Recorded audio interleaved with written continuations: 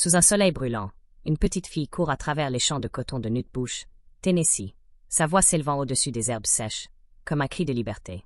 Cet enfant, Anna Mae Bullock, deviendra Tina Turner, la reine du rock'n'roll, une icône dont la voix rauque et l'énergie magnétique ont enflammé le monde. De Prue Marie à What Else Love Got to Do With It, elle a brisé les barrières raciales, conquis des millions de cœurs, et bâti un empire musical. Mais derrière les projecteurs, sa vie a été un combat contre la violence, l'abandon, et des pertes déchirantes.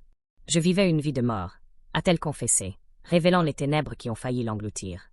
Pourtant, de ses cendres, elle a forgé un retour légendaire, réécrit son histoire, et affronté ses derniers jours avec une grâce qui, en 2025, continue d'inspirer le monde. Plongez avec nous dans le parcours de Tina Turner, une survivante qui a transformé la douleur en triomphe, la peur en force, et la solitude en lumière éternelle.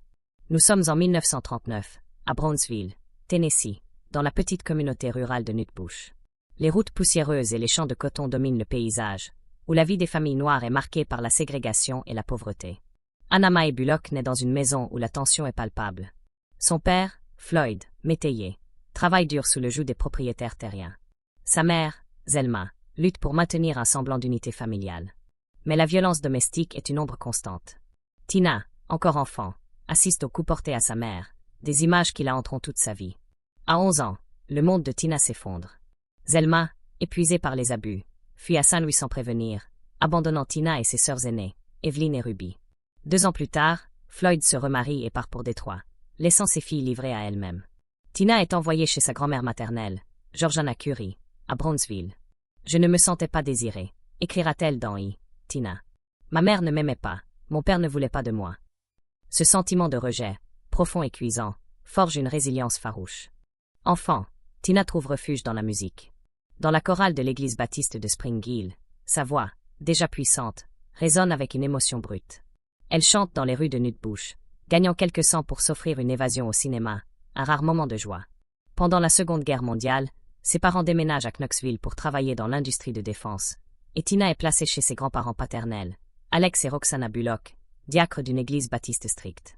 Leur maison, régie par des règles rigides, manque de chaleur. Après la guerre, la famille se réunit brièvement, mais l'unité est fragile. À 16 ans, la mort de sa grand-mère Georgiana, son seul ancrage, force Tina à rejoindre sa mère à Saint-Louis, une étrangère à ses yeux. Elle obtient son diplôme au lycée Sumner en 1958, travaille comme aide-soignante à l'hôpital Barnes-Jewish, et cherche un sens à sa vie brisée. Mais la tragédie frappe encore. Sa demi-sœur Evelyn et 2 cousines périssent dans un accident de voiture, un deuil qui s'ajoute à une enfance déjà marquée par la douleur. C'est dans les clubs vibrants de Saint-Louis que Tina trouve sa vocation. En 1956, au Manhattan Club, elle rencontre Ike Turner, leader des Kings of Rhythm.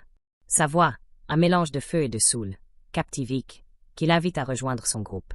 Rebaptisée Tina Turner, elle devient la star de l'Ike and Tina Turner Revue.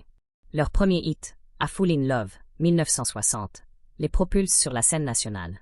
Des chansons comme Prue Marie et Nutbush City Limit définissent leur style explosif, mêlant soul, rock et énergie brute. Leur performance, avec les chorégraphies endiablées de Tina et l'orchestration d'Ike, électrise les foules. Mais en coulisses, Ike est un monstre. Leur mariage en 1962, une cérémonie expéditive à Tijuana, n'est qu'une façade, Ike est encore légalement marié à une autre. Dans My Love Story, Tina raconte un cauchemar, des coups avec un embauchoir en bois, du café brûlant jeté sur son visage, des viols déguisés en intimité. J'étais sa propriété, pas sa partenaire, dira-t-elle. Ike, cocaïnomane, la trompe ouvertement, la contrôle, l'isole. En 1976, après des années de sévices, Tina tente de se suicider avec des somnifères, convaincue que la mort est sa seule issue. Elle survit, et ce moment marque un tournant. Le 1er juillet 1976, après une nouvelle agression, elle fuit avec 36 cents et une carte de crédit, trouvant refuge dans un motel. Menacée par les hommes d'Ike, elle demande le divorce le même mois. En 1978, elle est libre, mais sans ressources, ayant renoncé à tout sauf son nom. La renaissance de Tina est un miracle. Dans les années 1970, elle survit grâce à des concerts dans des clubs miteux et des bons alimentaires. En 1984, Private Dancer change tout. Porté par What Else Love Got to Do With It, l'album domine les charts mondiaux, remportant 3 Grammy Awards, dont celui du disque de l'année. À 45 ans, Tina devient une superstar, brisant les stéréotypes d'âge et de race. Ses tournées, comme la Break Every Rule World Tour, 1987 à 1988, attirent des foules records, avec 180 000 spectateurs à Rio, un exploit inscrit au Guinness. Elle brille au cinéma dans Tommy, 1975, Mad Max, Au-delà du dôme du tonnerre, 1985, et Last Action Hero, 1993. Son histoire inspire le film What Has Love Got to Do With It, 1993, la comédie musicale Tina, et le documentaire Tina, 2021. Avec 12 Grammy Awards, une couverture historique de Rolling Stone, la première pour une femme noire, et une double intronisation au Rock and Roll Hall of Fame, 1991 avec Ick, 2021 en solo, Tina redéfinit la musique. En 2005, le Kennedy Center au Nord consacre son rôle de pionnière. Mais sa vie personnelle reste un champ de bataille. À 17 ans, son premier amour, Harry Taylor, l'a trahi en épousant une autre femme. Sa relation avec Raymond Hill, saxophoniste des Kings of Rhythm, lui donne un fils, Craig, en 1958, mais il l'abandonne enceinte. Avec Ick, elle a Ronnie, 1960, et adopte ses fils, Ick Jr. et Michael. Les violences d'Ick marquent ses enfants, surtout Craig, témoin de l'horreur. En 2018, Craig se suicide à 59 ans, un drame que Tina décrira comme « le moment le plus triste de ma vie de mère ». En 2022, Ronnie succombe à un cancer du côlon à 62 ans. Ses fils adoptifs, influencés par Ick, s'éloignent après le divorce. Tina confie sa douleur de n'avoir pu retisser ses liens, malgré son amour. « J'aurais tout fait pour eux », dira-t-elle, le cœur lourd. L'amour véritable arrive en 1986 avec Erwin Bach, un cadre allemand rencontré à l'aéroport de Düsseldorf. Il avait le plus joli visage, se souvient-elle dans le documentaire Tina, 2021.